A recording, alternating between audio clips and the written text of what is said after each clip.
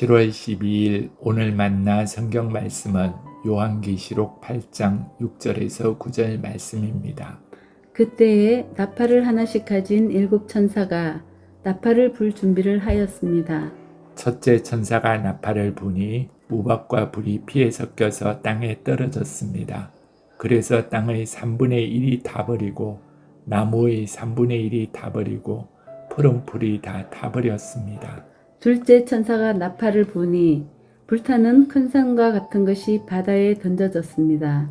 그래서 바다의 3분의 1이 피가 되고 바다에 사는 생명이 있는 피조물들의 3분의 1이 죽고 배들의 3분의 1이 부서졌습니다. 아멘. 오늘 만나로 만나주시는 하나님을 기대합니다. 요한계시록은 로마 제국으로 상징되는 악의 세력을 맹렬하게 심판하시는 하나님의 이야기가 기록되어 있습니다. 그리고 이 심판을 그려내는 중심 내용을 보면 7인, 7나팔, 7대접이라는 상징이 반복됩니다. 각각의 상징들은 점차적으로 고조되는 심판의 엄중함을 보여주면서 독자들로 하여금 참된 진리로 속히 돌이키라는 결단을 촉구하고 있죠. 오늘 우리가 함께 읽은 본문은 그중 7나팔 심판의 시작을 보여주고 있습니다. 나팔과 함께 펼쳐지는 심판의 풍경은 온 피조세계를 초토화하는 것처럼 보입니다. 피가 섞인 우박과 불이 쏟아져서 나무와 푸른 풀들이 다 타버리고 바다가 피로 변하고 강들이 쓰라린 맛을 품게 됩니다. 사실 이런 이미지들은 단순히 파괴의 서사가 아니라 질서가 무너진 세계가 얼마나 쉽게 불안정해질 수 있는지를 보여주는 상징으로 볼 수 있습니다. 하나님께서 잠자고 있는 인간의 감각을 깨우기 위해 울리시는 경고의 종소리이기도 하죠. 하지만 이런 본문은 종종 커다란 오해를 낳기도 합니다. 오늘은 본문에 대한 해석보다는 이런 구절이 왜곡되어서 낳게 되는 잘못된 신학과 믿음에 대한 이야기를 나누려고 합니다.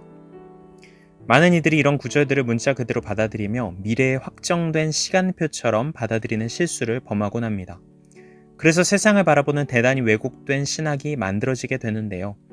어차피 이 세상은 다 불타버릴 것이고 결국은 멸망할 운명이니 너무 마음 쓸 필요 없다고 생각하는 것입니다. 우리 신앙의 목적은 멸망해버릴 이 땅에서 건진받아 구원의 방주에 올라타는 것이면 충분하다고 생각하게 되는 것이죠. 소위 영육 이원론으로 표현되는 이런 신학이 뿌리내리게 되면 우리 믿음의 줄기와 열매는 대단히 편협한 모습으로 발현됩니다. 세상에 대한 무관심으로 흘러가서 사회 정의에 대한 관심과 실천, 환경을 위한 실천은 신앙에 있어서 매우 부차적인 요소가 되어버리겠죠. 하면 좋지만 안 해도 괜찮은 부록과 같이 말입니다. 중요한 것은 오직 내 영혼의 구원, 내 이름이 생명책에 기록되어 있는가의 여부만으로 축소됩니다. 그렇게 신앙은 점점 도피적인 것이 되어가고 세상과의 연결고리는 끊겨버리게 되는 것이죠. 고통받는 이웃, 불의한 이 사회의 구조, 신음하는 피조세계에 대한 관심은 사라지고 맙니다. 본래 올바른 신앙이란 세상을 향해 눈을 열게 하는 것이어야 하는데 이런 잘못된 종말론은 오히려 우리의 눈을 감게 하는 것이죠. 그래서 요한계시록을 읽을 때는 건강한 해석의 틀을 갖는 것이 매우 중요합니다. 무엇보다 이 책이 묵시문학이라는 문학적 장르를 가지고 있다는 것을 이해해야 하죠. 묵시문학은 간단히 말해서 확정된 미래 시간표를 계시하기 위한 목적이 아닌 근본적으로 고난 속에 있는 성도들을 위로하고 소망을 주기 위한 목적이 담겨있는 글입니다. 그러므로 요한계시록의 메시지를 해석하는 우리의 주된 관점은 문자 그대로 이루어질 심판의 모습 앞에 두려워하고 절망하는 것이 아니라 이런 상징들과 이미지를 통해 결국 하나님이 전하시고자 하는 격려와 소망의 메시지는 무엇인가를 향해 가야 합니다. 또 한 가지 중요한 사실은 요한계시록의 심판은 결코 이야기의 끝이 아니라는 점입니다. 오늘 본문 이후에도 이야기는 계속됩니다. 그리고 아시다시피 요한계시록의 결론부는 새 하늘과 새 땅이 임하는 것입니다. 여기서 말하는 새 하늘과 새 땅은 지금 우리가 살아가고 있는 피조세계와는 단절된 전혀 새로운 물리적 공간이지 않습니다. 예수 그리스도가 가져오는 하나님의 완전한 다스림 속에서 지금의 피조세계가 새롭게 거듭나게 되는 것이죠. 하나님께서는 세상을 포기하시는 분이 아니라 끝까지 회복시키시기를 원하시는 분이십니다. 그분의 심판은 확정적 파괴를 지향하는 것이 아니라 다시금 하나님의 나라를 이루기 위한 재창조의 행위라는 것을 기억해야 합니다. 이런 신학적 뿌리 안에서 우리의 신앙적 실천은 확장됩니다. 교회는 멸망해버릴 세상을 피해서 숨는 노아의 방주가 아닙니다. 오히려 고통받는 세상을 향해 손을 내밀며 다가가는 치유의 공동체여야 합니다. 새 하늘과 새 땅의 소망을 향해 포기하지 않고 누구보다 열심히 일하시고 계시는 하나님과 함께 정의와 공의를 향하는 실천, 피조세계를 돌보는 실천을 쌓아나가야 하는 것이죠.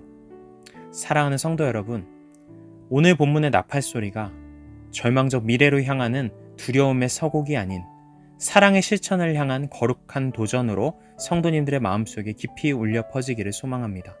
그리하여 이 위험찬 선율이 결국은 절망과 체념이 아닌 우리 삶의 아름다운 실천과 섬김으로 이어질 수 있기를 축복합니다. 기도하시겠습니다. 사랑의 하나님, 이 땅을 포기하지 않으시는 주님처럼 우리도 이 세상을 외면하지 않고 사랑하며 살아가기 원합니다. 결국에는 이루어질 새하늘과 새 땅을 소망하며 우리가 할 수 있는 작은 사랑의 실천을 이어가는 우리 모두가 되게 하옵소서.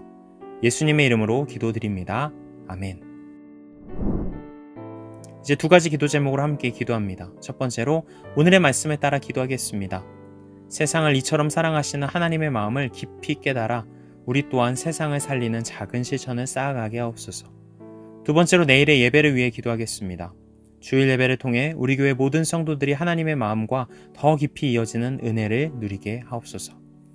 이 제목으로 기도하신 후에 개인 기도로 나아가시겠습니다.